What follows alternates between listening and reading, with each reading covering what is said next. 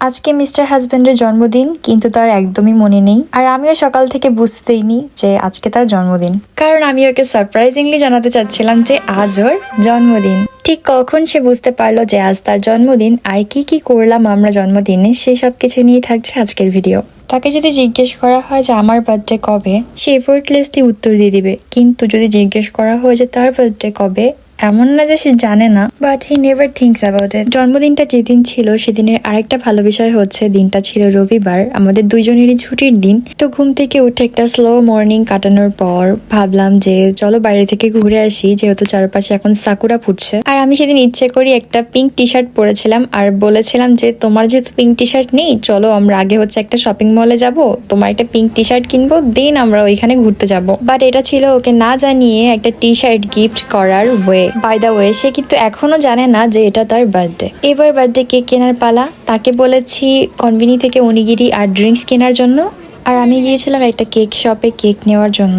But সেখানে গিয়ে এত এত অপশনস ছিল, আমি আসলে চুজই করতে পারছিলাম না যে কোনটা নিব, এবং আমার চুজ করতে করতে অনেক টাইম লেগে যায় এবং তার মধ্যে সে চলে আসে।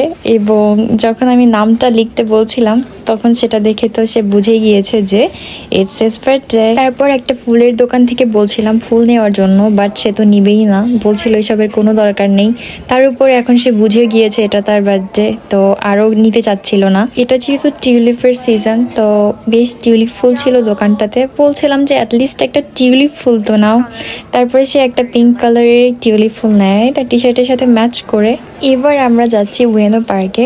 আমাদের আসলে অন্য একটা জায়গায় যাওয়ার প্ল্যান ছিল, বাট জায়গাটা আসলে অনেক দূরে, তো আমরা গিয়ে আবার ফিরে আসতে আসতে আসলে অনেকটা দেরি হয়ে যাবে। আবার বাসায় এসে অনেক রান্না করার প্ল্যান ছিল, যতই কেক কাটি আর হচ্ছে বাইরে ঘোরাঘুরি করি, বাসায় অনেক পদ রান্না করে খাওয়া, পায়েস খাওয়া, এগুলো ছাড়া বাঙালিদের জন্মদিন অসম্পূর্ণ। আর উয়েনো পার্ক যেহেতু আমাদের বাসা থেকে বেশি দূরে না, তাই ভাবলাম যে ঠিক আছে তাহলে উয়েনো পার্কেই যাই।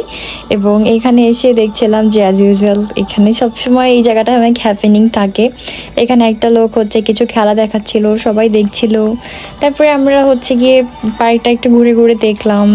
অ্যাজ ইউজুয়াল ওইখানে অনেক স্টল ছিল। তারপরে আমরা অনেক খুঁজে খুঁজে একটা বসার জায়গা খুঁজে বের করি এবং সেখানে গিয়ে আমরা কেকটা খাচ্ছিলাম। তো আমি এই পর্যায়ে তাকে জিজ্ঞেস করছিলাম যে তার মনে আছে কিনা যে আজকে তার বার্থডে। শুনে নিন কি বলেছে।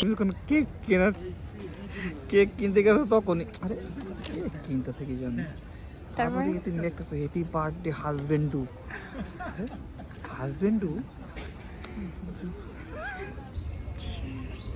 আমাদের কাছে ছুরি নেই, আমরা কি নিয়ে এসেছি কফি ব্লেন্ড করার মাডলার, সেটা দিয়ে আমরা এখন কেক কাটবো। আমাদের ছোট্ট guest, wish him happy birthday. And again, happy birthday to my most favorite person. Wishing you happiness, success and lots of smiles today and always. And thank you for everything. তো সেখান থেকে cake কাটার পরে আমরা ওইখানে বসে অনেকক্ষণ গল্প করেছি। তারপর আমরা পার্কটা ঘুরে ঘুরে দেখছিলাম। তো এখানে এক ধরনের মাছ বিক্রি হচ্ছিল, এছাড়াও আরও অনেক ধরনের খাবার ছিল, প্রত্যেকটা স্টলে ছিল প্রচুর ভিড়। তো আমরা আসলে কেক, তারপর হচ্ছে আমাদের সাথে আর যা খাবার ছিল ওগুলো খেয়ে পুরো ফুল। তো এখান থেকে আমরা আর কিছু খাইনি। তারপরে আমরা এই মেলা থেকে পার্কটা থেকে আমরা গিয়েছিলাম হচ্ছে একটা শপে, যেখান থেকে আমরা একটু শপিং করেছিলাম, গ্রসারি শপিং মেনলি, যেখানে আমাদের দেশীয় খাবার পাওয়া যায়। তো সেখান থেকে আমরা বাসায় গিয়ে রান্না বান্না করেছি। তার আগে আমি গিয়েছিলাম ডাইসোতে কিছু হোম ডেকোর জিনিসপত্র কেনার জন্য, স্পেশালি ফর বার্থডে।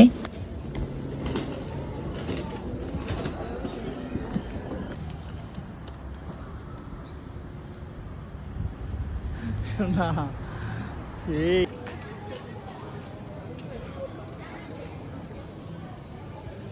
তারপরে বাসায় গিয়ে সেরকম ভিডিও ক্লিপ নেওয়া হয়নি। আমার আসলে প্রপার ওরকম ব্লগ ভিডিও করার প্ল্যান ছিল না, তো just keeping it as a memory. তো এই তো কিছু আরও পিকচার্স অ্যাড করে দিচ্ছিলাম যেটা আমরা ওই দিন তুলেছিলাম। আর এই তো কিছু রান্না করেছিলাম, সাথে ছিল চকলেটস, এটাও আমি ওকে গিফট করেছিলাম। And thank you for watching till now. বড়রা বার্থডে বয়ের জন্য আশীর্বাদ করে দিবেন এবং ছোটরা প্রার্থনা। Bye bye.